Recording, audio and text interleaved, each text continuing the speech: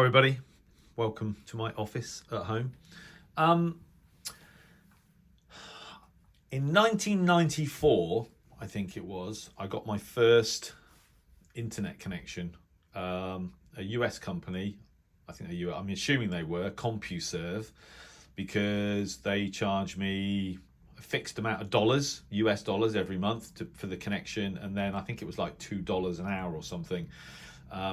So when I first got connected to the internet in late 1994, I was actually being charged in dollars and getting paid and paying by the hour. I think it was 2 hours free, and then they would charge you. And that was a dial-up connection. I can't remember how fast, but obviously compared to today, extremely slow. And then after CompuServe, I was with America Online, and then BT Internet, and the rest is history, so to speak. When I was even younger, when I was a small kid, there was a group called the Buggles who produced the song "Video Killed the Radio Star," and we know that's not true now because video had been around for decades and had no effect on radio in particular. But there is obviously it's known that the internet and then sort of digital communications did help to kill AM radio, and is helping to kill it further. Still going on today. I started thinking, well, I got online in 94, late 94. What was the state of AM radio by the end of the first internet decade in the UK? So basically by the end of the 90s. So I thought I'd have a look. This is the WRTH, World Radio and TV Handbook, 1999 edition. So this is basically 5 years or so after I first got online and most other people. What was the state of the radio then? I couldn't sort of remember really what the sort of popular receivers were back in those days, because it was kind of after I had initially been interested in radio when I was sort of younger, when I was young and when I was a teenager, and before I got back into it. So I thought it'd be interesting to have a kind of retrospective look, and the WRTH is perfect for that. So on the inside front cover, Sony World Band receiver, advert, perfect, exactly what you want to see. The SW7600GS, of which I had one. In fact, I've got one now, and I had one before and sold it. And the SW1000TS, which I've never owned. But it's got the built-in sort of cassette recorder player on the back of it. And this loop antenna, I remember that. Never owned one, but good to see that on the inside front cover. Usual stuff for the WRTH, editorial, and then how to actually use the book itself. That hadn't really changed for a long time. Advertisement for the AOR. Now they make some excellent radios. Now the AOR 7030 Plus, a friend of mine had that radio, and its performance was absolutely superb. In fact, he told me I should buy one, but I never did. And then obviously the AR 5000 was a wideband, superb receiver. I don't know where AOR. I mean, AOR are still around actually, aren't they? Because they do that sort of digital voice communications receiver, and they still supply receiving equipment. Here we go. Listen to the world on your PC. So early days of software-defined radio. This is 10 Tech, who are really more known, or were more sort of known for amateur radio equipment. But here's their black box and the software, early radio software on a well, I guess it looks like an IBM compatible PC. So, and this is 99, so this is sort of over 25 years ago. So that's what sort of SDR radio software looked like, the 10 Tech version anyway, over 25 years ago. Great to see that. You sort of think of SDR as a sort of recent development, but it's actually obviously been around a long time. Wind radio, I think, may have been the first, I can't remember, but great to see that advert from all those years ago. Receiver review, Roberts R881, never owned one. Never owned a Sony ICF SW30, ICOM ICR10. I had an ICR20, I think. I'm not quite sure what that's doing there really. It's more of a scanner, but got a overall rating of 3 stars, which is average. Okay, fair enough. Upetero MVT 9000. I've got the 7300, is it, I think? Okay, here you go. Tentec RX 320. So this is a PC controlled radio to be assessed by the WRTH. Yeah, so more well known in terms of amateur radio. It overall rating was 3, which is average. So I won't go into the detail of it, but an early SDR with an average of sort of overall rating of 3 based on, you know, mechanical design and sensitivity, ergonomics, dynamic range, RF intermodulate, all the usual stuff. So an average radio for £300 back in the day. And then there's the ICOM IC-PCR 1000, which was a bit more expensive, £320. But with an overall rating of good, and that's a screenshot of the software. I'm wondering, I've never used this, but you know, is it basically like they used to do with software, where you know you just click the buttons in the software in the same, and they're, you know, in the same way that you would press the buttons on the radio itself. So, but I'm guessing that. Yeah, so it's basically just having a receiver that is operated by a computer, but they've made it look like a radio, but it's actually still just a black box. The overall verdict is that although the IC-PCR 1000 does not display leading edge performance, it is remarkably inexpensive for what it does do. So it's good value for money, basically. So a bit like SDR Play are today, although they also offer excellent performance. There is no doubt that as time goes by, the marriage of radio receiver and PC will be a very fruitful one. So there you go. They describe it as the shape of things to come. How right were they? Win Radio 1500E, a lot more expensive, £400, with only an average rating, interestingly. So Win Radio these days make some of the most expensive, well, probably the most expensive SDR receivers going. I know I've tested one of them. What else? Okay, so here's the AOR 7030 Plus, 950 quid back in 1999. Wow, that was a lot of money. But an overall rating, 5-star overall rating.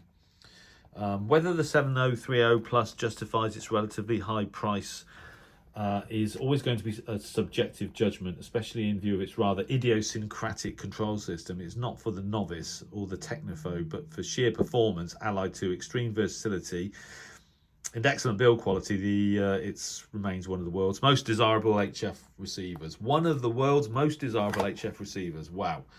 Next time I see one up for sale, secondhand, I'm buying it. And then something I wasn't expecting. This is the Kenwood TS570D is a amateur radio ham rig, transmit and receive, and yet it's being rated in here.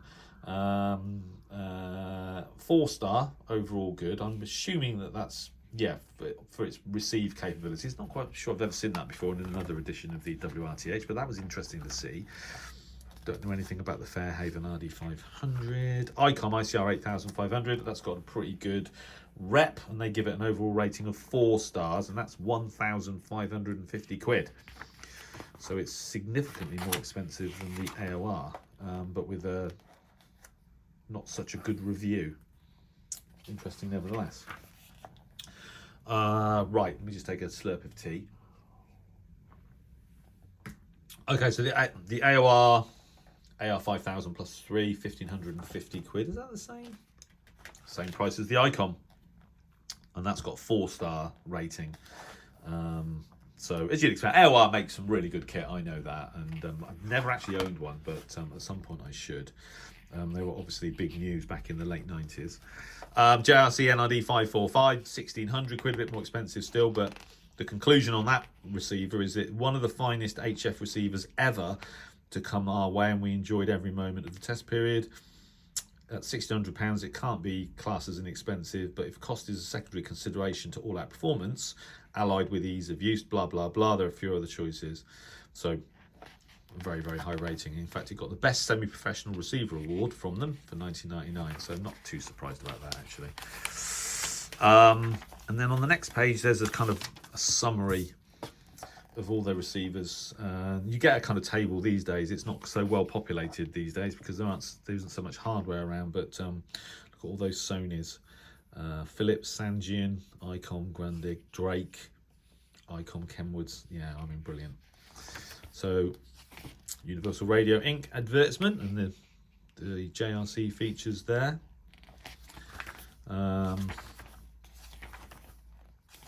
So otherwise, you know, the features and articles in the 1999 edition are as you would expect. HF broadcast reception conditions expected during the year, the table of which band to use to hear what location from what location, all that good stuff. Introduction to antennas, which is actually remarkably detailed. And then it's just on to the actual radio database information itself. The rest of the information is basically just reviews and what have you. So in 1999, what I thought I'd do is have a look at how many shortwave stations are still on air in Brazil, because Brazil still remains the best represented South American station on shortwave. I mean, even now I think there's something like 15 or 16.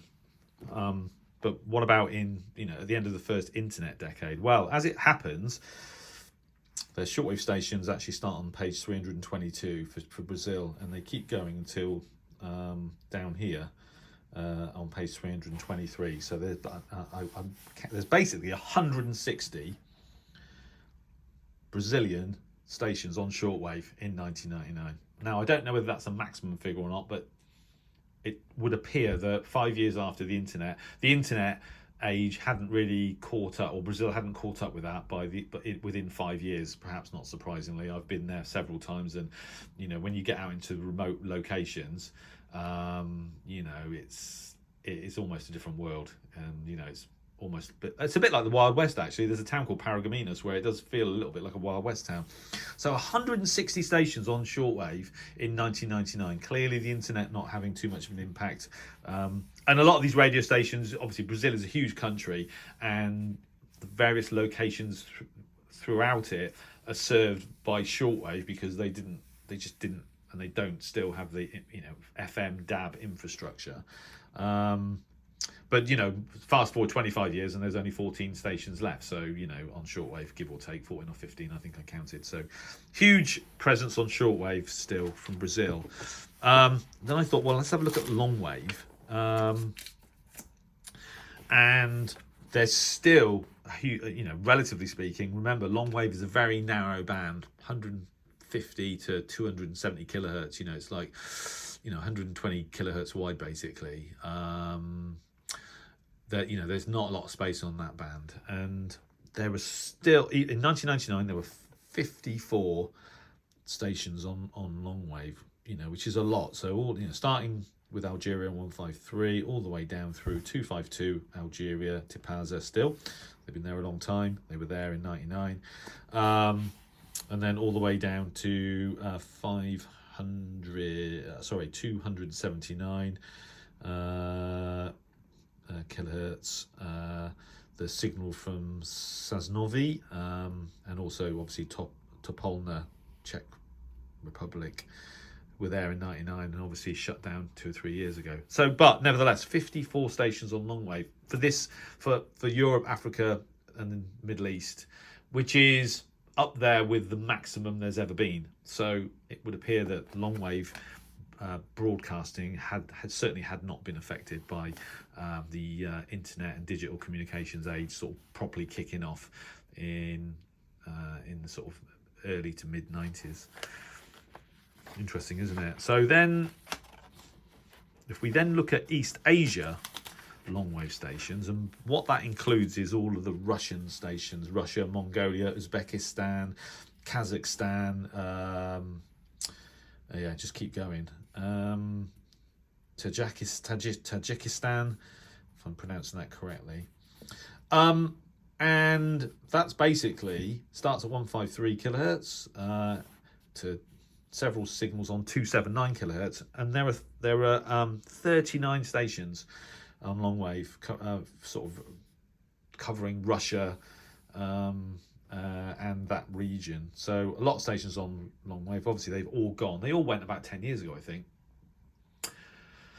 I think it was about sort of 2010, 2015, was it? Or maybe before, just before. But in 1999, at the end of or towards the end of the first internet age sort of decade, they're still all there.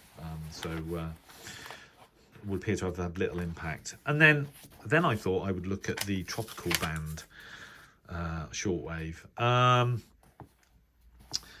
Starting on 2310 kilohertz, which Alice Springs, Australia, back in the day. There are literally hundreds of stations on the tropical band from 2.3 megahertz. So that's all of these, 2 columns there, all the way through to these columns here, these columns here. I mean, I'm guessing if I go to 4885, Radio Club de Power will probably be on there. I mean, 4885. I mean, it's not even on this page. I mean, you know, that's 2.3 megahertz, and then 4885. There are so many stations between 2.3 megahertz and 4.885 megahertz. You've got to literally turn several pages. 4.885 Radio Club de Power, Berlin. There you go. And I'm guessing at 4775 is Tama there. Yeah, and there's Tama. So Radio Tama, 4775 kilohertz. There was only Radio Diffusora Roraima, which I think was 4875, and then but look at all the stations in between there in 99. 4875 Radio Diffusora Roraima.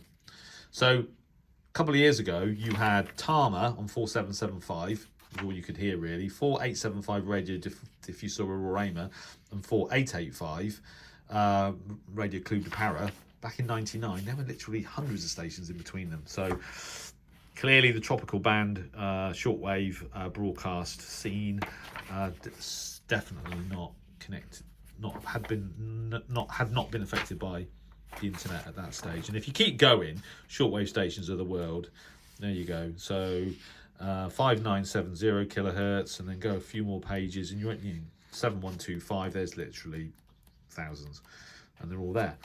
And then religious broadcasting is kind of saving shortwave to a certain extent at the moment, and they were around back in 99. AWR, Adventist World Radio. Some of these I haven't heard of. CAM International. But those of you who stuck to radio through the decades will know some of these. But so still a World Christian Broadcasting Corporation, I do know, and World Radio Bible Broadcast. So the religious broadcasts were still there, were there in 99. But the overall health of radio was obviously still very strong. And then how poignant for an advert on the back of the rear cover for the Voice of America, which Donald Trump has kind of pulled the plug on. Although I think that'll be temporary, because when the Democrats get back in, I'm pretty sure they'll reinstate it. But still, sad news. With following that story with interest. So there you go. So in 1999, getting towards the end of the first internet decade, it seems that the health of AM radio on in terms of what I'm interested in, shortwave and longwave, was still very, very strong. The number of stations on the longwave band were at the high 50s, which is mid 50s, but mid to high 50s is the absolute maximum number of stations there's ever been on longwave serving our region. And literally hundreds of stations on shortwave across the tropical band from 2.3 to about 5 megahertz. So the internet had no effect on radio, as far as I can see, by 1999. And that was interesting. What was also interesting was the types of receivers. So software-defined receivers, software-controlled receivers had started to come in.